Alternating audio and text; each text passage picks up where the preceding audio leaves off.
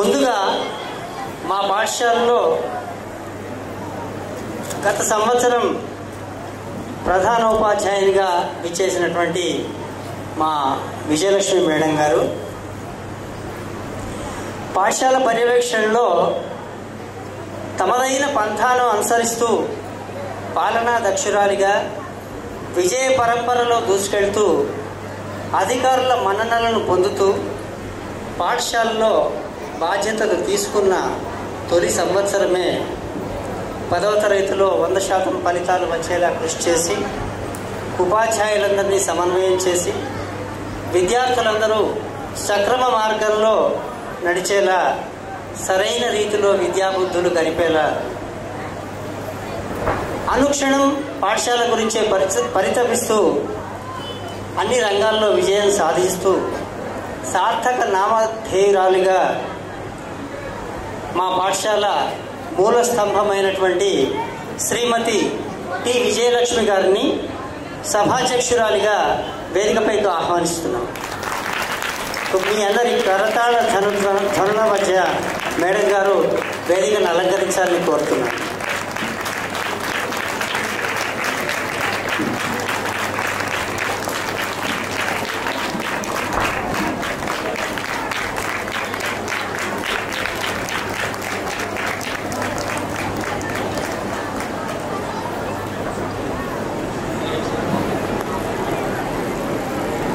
గ్రామాలు అభివృద్ధి సాధించాలంటే అక్కడ సమర్థులైన నాయకత్వం ఉంటేనే అది సాధ్యపడుతుంది. ఇలాంటి తరుణంలో గోమారం గ్రామం అభివృద్ధికై అలాగే నర్సాపూర్ నియోజకవర్గ పరిధిలో agricultural market committee ex vice చైర్మన్గా పనిచేస్తూ యువ నాయకునిగా గ్రామంలోని అన్ని వర్గాల ప్రజలను సమాదరించి సమన్వయంతో నడిపిస్తూ వారి అభివృద్ధియే తమ కార్యాచరణ తప్ప అన్య కార్యక్రమమే తమది కాదంటూ గ్రామాభివృద్ధిలో కీలక పాత్ర పోషిస్తున్న నాయకులు శ్రీ పట్లోళ్ల మాధవరెడ్డి గారు. వీరిని మేము సహృదయంతో వేదికపైకి ఆహ్వానం పలుకుతున్నాం.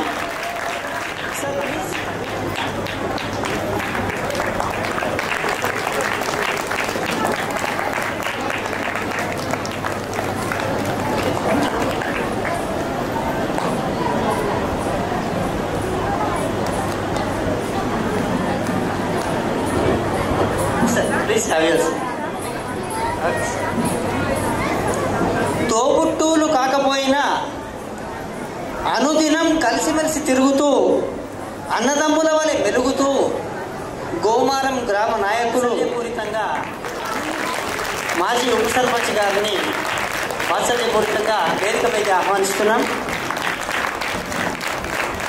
శ్రీనివాస్ గారు వేదికను అలంకరించాలని కోరుతున్నాం.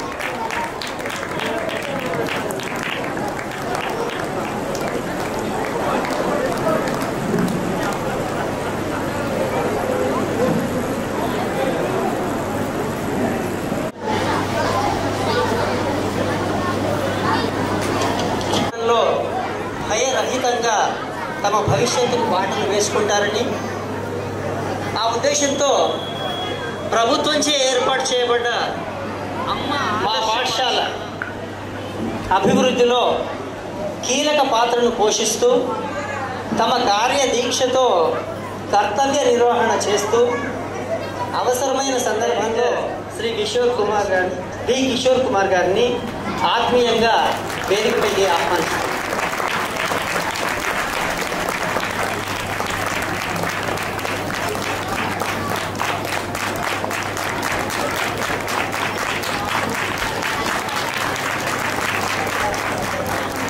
అలాగే ఉండి విద్యార్థుల సర్వతోముఖాభివృద్ధికి సహకరిస్తున్న పాఠశాల సహోపాధ్యాయులు Shri G Limbesh, school assistant physical science గారు, శ్రీ ఆర్ ఆనందరావు, బయోసైన్స్ ఉపాధ్యాయులు శ్రీ పి చంద్రశేఖర్ గారు, బయోసైన్స్ ఉపాధ్యాయులు ఏ ఫణిభూషణ్ నేను, టి నాగరాజు సహోపాధ్యాయులు మ్యాథమెటిక్స్, అలాగే పి రామచంద్రారెడ్డి ఫిజికల్ సైన్స్ ఉపాధ్యాయులు, శ్రీ కె స్వామి గారు ఎస్ఏ మ్యాథ్స్, అలాగే శ్రీమతి బి సుమతి ఎస్ఏ తెలుగు గారు, Shri R Ravinder Reddy SA English గారు, శ్రీ ఎస్కే జాన్ పాషా గారు SA maths, Shrimati T Ratnaprabha social school ఆరోగ్యం ధన సంపదః శత్రుబుద్ధి వినాశాయ దీపజ్యోతిర్నమస్తుతే దీపజ్యోతిర్నమస్తుతే దీపజ్యోతిర్పరబ్రహ్మస్తుతే శుభం కురుత్వం కళ్యాణం ఆరోగ్యం కళ్యాణం ఆరోగ్యం ధన సంపదః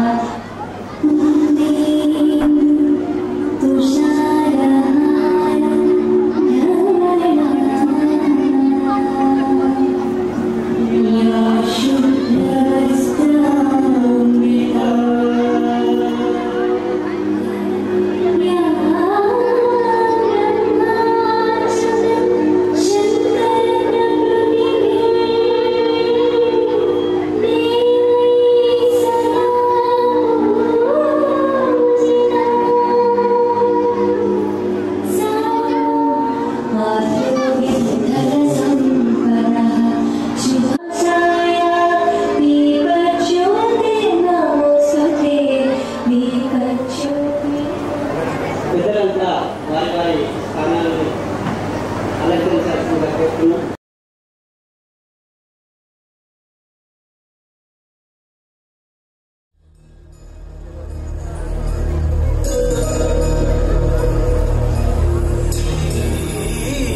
కమలాలయ శ్రీదేవి కురిపించవే కరుణాంబురాశి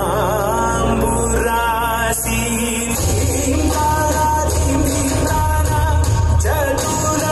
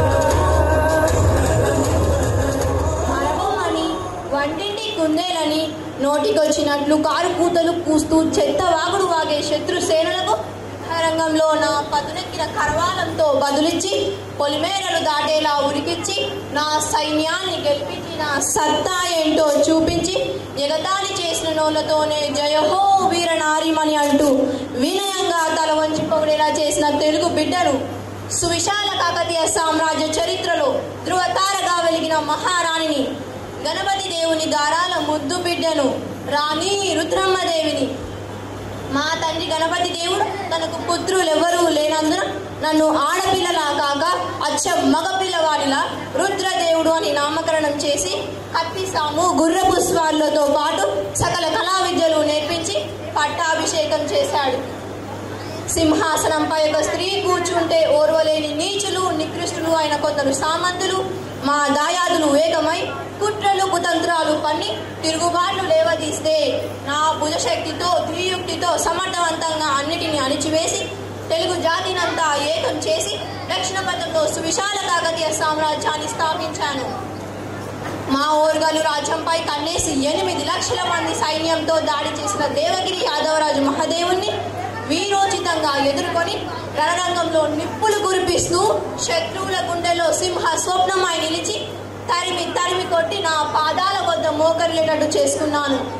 నేను యుద్ధరంగంలో కాలు పెడితే శత్రువులు భయంతో తోక ముడుస్తారు.